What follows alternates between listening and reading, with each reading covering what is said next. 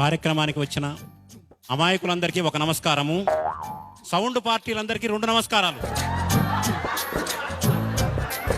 ఇక్కడ మహిళామణులు సోదరీమణులు చాలా మంది ఉన్నారు, వాళ్ళ కోసం చెబుతున్నాను. ఒకసారి అడిగారు నన్ను, ఆడవాళ్ళు మంగళసూత్రాన్ని కళ్ళకద్దుకుంటారు, చెట్టంత మొగుడు పక్కనున్నా కూడా ఆ మొగుడినే కళ్ళకద్దుకుంటే బాగుంటుంది కదా, మంగళసూత్రంలో బంగారం ఉంటుంది కానీ మొగుళ్ళో ఉండదు కదా అన్నాను. నాకు ఏ ఊరి వాళ్ళైనా ఇబ్బంది లేదు, కానీ ఒక బందర్ వాళ్ళంటే మాత్రం నాకు ఇష్టం లేదు. ఎందుకంటే బందర్ మా అత్తగారు ఊరు కాబట్టి. ఎంత ఆనందం అండి, మీరు కూడా నా టైపే అనుకుంటున్నాను.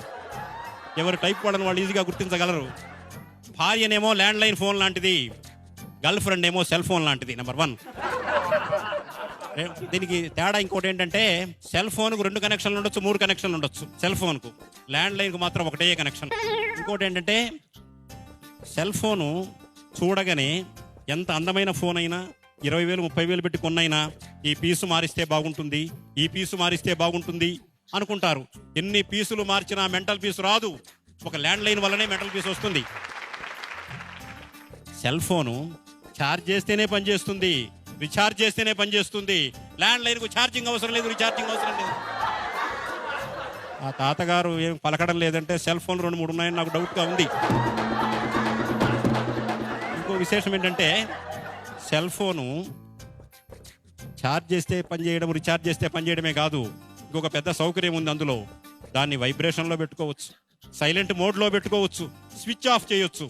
కానీ ల్యాండ్ లైన్ స్విచ్ ఆఫ్ చేయడం ఎవరి తరమో కాదు, మోగిందంటే వీధి మొత్తం వినిపిస్తుంది. ఒకసారి జంచాల గారు నన్ను హాస్యావధానంలో ప్రశ్న వేశాడు.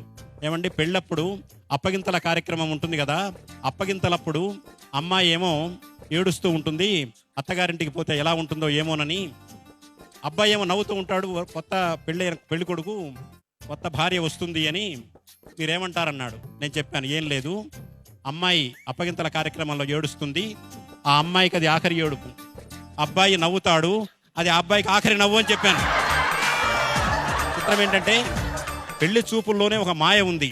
అదేంటంటే, పెళ్ళప్పుడు అమ్మాయి అయస్కాంతంలాగా కనపడుతుంది పెళ్లి చూపులప్పుడు. పెళ్ళైన క్షణం నుంచి సూర్యకాంతంలాగా కనపడుతుంది. పెళ్లి చూపులప్పుడు అమ్మాయి మల్లె తీగలా కనపడుతుంది, పెళ్ళైన క్షణం నుంచి కరెంటు తీగలా కనపడుతుంది. కావాలంటే ఐశ్వర్య భర్తను కూడా కనుక్కోవచ్చు మీరు.